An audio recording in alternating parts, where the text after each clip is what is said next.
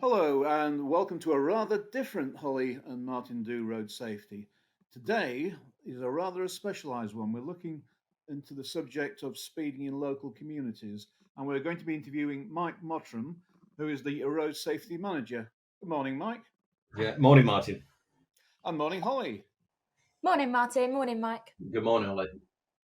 Before we begin, I'd like to add that the questions and their timestamps will be in the description box if there's a particular question you'd like to go back to. There will also be a link to the Suffolk Road Safe website where you can find out more information about speeding in your community, as well as the link to Suffolk Constabulary's speeding page. Now, the first question is this, Mike. How can Suffolk County Council and its partners support local communities who want to do something about the subject of speeding, which includes things like enforcement and safe cam, etc.? What can they do?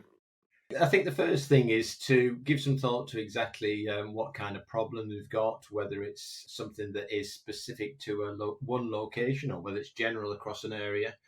And if they are concerned about speeding, which they think is endangering the lives of people, it's important that they report this to the police in the first instance, where we can carry out enforcement activity. And that can either be done by local police or it could be done by the SafeCam team that comes down and sets up and does enforcement activity there.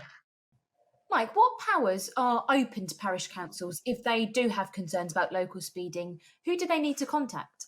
Well, assuming that they've gone through the first stage and they've spoken to the police, Yeah. if they've got general concerns about speeding, I think it's important that they look at what's available through the county council and its partners. And one of the things we do is we allow them to work with their own volunteer community, either as a community speed watch group, or they could get involved with and purchase speed indicator devices, which can be put out around parish or village locations. Right, thank you. Yeah, you mentioned volunteers there, Mike. If parish councils do have volunteers, what kind of things can they be expected to be asked to do? Well, through the Community Speed Watch scheme, they are trained to carry out recording of speeding vehicles by the roadside. So they're specially accredited, trained, and given devices which have been calibrated to measure speeding vehicles. And this information is then passed to the police, and drivers are identified and are sent letters. This is one element of the education process, but many parishes, and we're talking about well over 250, have chosen to buy their own devices, and those can be set up along the roadside, and we put them up for a temporary period of say 3 or 4 weeks, and move to another location. So that's the sort of the starting point of the process. So it's either if you're using volunteers through Community Speedwatch, or perhaps you want to consider buying a device which could be erected and used to monitor speeding. If the parish council do have an issue with speeding, but they can't find suitable volunteers to set up the device, who can they get to do it for them? Well, as a county council, we recognise that not all parishes are in a position to find volunteers. And though you don't need many volunteers, actually getting people to regularly move devices around can be problematic. So what we do is we have our own set of devices which are put up by the roadside, and our contractor installs those. And again, they're there for a temporary period of time. The difference between the two devices are that the SID device, which is purchased by a parish council, for instance, displays the actual speed of the driver. The VAS device actually just broadcasts the posted speed limit. So it would flash up 30 miles an hour to remind the driver. So if you're out and about in Suffolk and you see either of these devices, it would be, if it shows you your speed, it's a SID device. If it shows you the speed limit, it's a VAS. What are the rules on where these devices can be sighted? 100-metre clearance, sight lines, verges. Yeah, that's the sort of thing, Holly. We want to make sure that we're actually able to record vehicles which are in the 30-mile-an-hour speed limit. So, while a lot of parishes would like to see VASs or SIDs close to the actual change in the speed limit, and if it's too close, it's actually recording drivers who are driving over the speed limit, which they have every right to do if they haven't actually reached the 30-mile-an-hour limit. So we need them to be set back from the speed limit by at least 100 metres. Mike, do these devices collect data? And if so, can it be used in any way? Yes, they do, Martin. I mean, they can be made to collect data. That's usually if a parish council is interested in that, that's information can be added to the actual device itself. However, as a county council, we wouldn't require them to provide any data for us because we've got our own means of recording speeds. Who pays for the cost of investigating the sites for these devices and their installation? Well, we, as a county council, we carry out all the assessment. We expect the parish to provide quite detailed information about exactly where they want the devices to be. Uh, Yeah, and once we've got a pro forma with that information on, we will do an exercise where we actually do all the checks for the parish council, right. and that will all be covered by the county council. The only charge to the parish would be for the installation of posts. Okay, thank you. If a parish council wants to find out if a particular site is suitable, how do they find out? Who do they send their request to? And who on the parish council normally is the person who responds? Well, we know they come from multiple people, Martin. It could be an individual parish councillor or a chairman or a clerk. The information is on our Suffolk Road Safe website under the speeding category, and there's detailed information on there. And as we mentioned, it will cover things like sight lines. It will also include permissions from local residents to make sure that we've actually that they're happy to have these devices outside. And then the information is emailed to the county council, and we start the investigation. Thank you. Will someone from the council come out and help them check the application before they send it back? Originally, when we set the system up in 2013, it was quite common for an engineer to go out and to do the assessment or to, Yeah, with the parish council. However, in the last few years, we've obviously been affected by resourcing changes, and so we simply are not able to send engineers out. But we can. That's why we produce quite a detailed pro forma. So our engineer can sit in an office, and he or she can actually do all the checks, just working from their own computers, using things like Street View and information that's already published about what's below ground. So all that information can be gleaned, and then there's still probably a back and forth email correspondence with the parish council just to make sure that everybody's happy with it. Here's a big question, Mike. Who is responsible for these things? For instance, if any volunteer were putting a sign up and injured themselves, or a member of the public managed to hurt themselves. We, as an authority, as a highway authority, give permission for the devices to be put up. And as part of the process, the parish council has to agree that they will follow the due process for doing this. So installing them correctly, moving them regularly. And that information is contained in all the documentation. And we have what we call a memorandum of understanding. So it's important that the parish read through that, and that's a legal agreement, and that includes things like insurance. So we would expect parish councils to notify their insurers that they're actually using these devices, and that should cover them for injuries to volunteers or anybody else who comes across these devices. It's a somewhat bureaucratic process, but it's something that covers all aspects of the SID project and goes through to the insurance element. Mike, how many sites can one community have? We've had requests for dozens of sites. However, we in some communities, but we're really wanting to people to focus on no more than 6 sites. Right.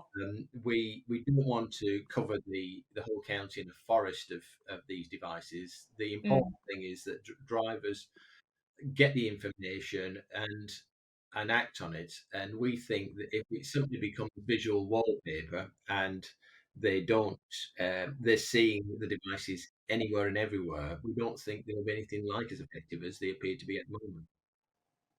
Lovely, thank you. Yeah, the devices, Mike, are temporary. In fact, it's in the title of the TVAS. But why can't they be left permanently? And what is the idea behind this?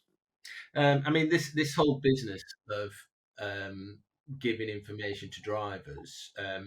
What we're looking at is the research that indicates that they're effective for a relatively short period of time. So if we leave a device up on a village road where the locals are passing it every single day, the evidence seems to be that after a period of time, they just get used to it and don't act upon it. So the idea would be that you actually would be in place for a number of weeks, and then it wouldn't be there, and then it would appear again. And in some cases where it's working particularly well, during the downtime, we're seeing an element of local enforcement as well going on. So it might be the case that for a period of time you see the device, another period of time you don't see the device, and maybe on a third occasion you might see a police officer or somebody working for Safecam standing by the roadside. So it's an element of surprise about it, and we think that that is a much more effective way of doing this than having hundreds and hundreds of permanent signs requiring power around the county. Yeah, thank you. So, after a parish council has done a bit of research about the devices, where can they actually apply to get a device from? And are there any rules on which devices they can and can't have? We've tried as a county council not to get too involved in the issue of the types of devices, but what we do specify is that the SID devices must show the actual speed of the driver, Right. rather than to distinguish between the VAS devices which show the posted speed limit. So that's one starting point. We do suggest that people go to a credible supplier, and that's possible to check by looking at their website and any materials they produce. Yeah. We do suggest that they're probably going to cost about £3,000. Anything that's incredibly cheap, people need to be careful about, because the devices, especially if they're moved regularly, if they're not housed in a solid unit, it's likely that they will become damaged. Yeah. And also, we suggest that people think greatly about the actual weight of the device if they're going to be moved. So you don't want a really heavy device, which is going to be difficult to move. I know this is going to be a difficult one to answer, but if a parish council were to put an application in, say, today, how long typically does it take for the process from application to actually being able to put the devices up? Any ideas? Well, Martin, it'll take a number of weeks because obviously we regularly get contacted by parish councils, and we've always got a number of requests on the go. But I would suggest it could take us sort of a month to 6 weeks to get through our assessment process, and then once the approval's been given and the work has been ordered, it will be up to 14 weeks for our contractors to get the post in the ground. It could be done it's up to 14 weeks, so it could be done in the first week or it could be done in the 14th week. So if a parish council end up with more posts than devices, what can they do with the empty poles? What we've done is we've got a kill your speed poster which is available through the council free of charge, and those can be used and put in place on posts to make sure that we just don't have posts everywhere. Lovely, thank you. Yeah, obviously, when these posts go up and when the devices go up, you're operating quite close to the side of the road. Are there any rules that the volunteers must follow for safety when putting the devices up? We try to keep this really simple, Martin, but we insist that people obviously wear high vis, and also that they work in pairs, and ideally that they actually move to the location in a vehicle, and place the vehicle on the roadside so that it actually blocks some of the traffic at that point. Not completely blocks the road, but it allows you, for instance, somebody to spend 5 minutes on site actually removing a device and putting a device up, and with the second person acting as a lookout. We also provide links to health and safety executives, so there's a bit more information on there, but we've tried not to be too prescriptive. So, last question, Mike. Is there any new initiatives in the pipeline? Well, there is a number of things that we're working on at the moment, one of which is directly related to the devices themselves, because there's quite a lot of interest in getting solar panels to support the devices, and we're looking at that. We've provided some updated information on the website about that. But we're also looking at another system whereby the council would record number plates of offending drivers, and that's due to be launched imminently. That would involve us setting up the devices, and in many cases in locations where SIDS and TVAS operate, and we would support that by gathering information about offending drivers. Lovely, thank you. Well, I think that just about sums it up. There's an awful lot of information there. But if people want to know more, I think they can get information on the suffolkroadsafe.com website and follow the links to speeding. And also there's a contact us button where you can actually send your questions. Thank you very much indeed. Thank you for listening. Thank you. Listening. Thank you.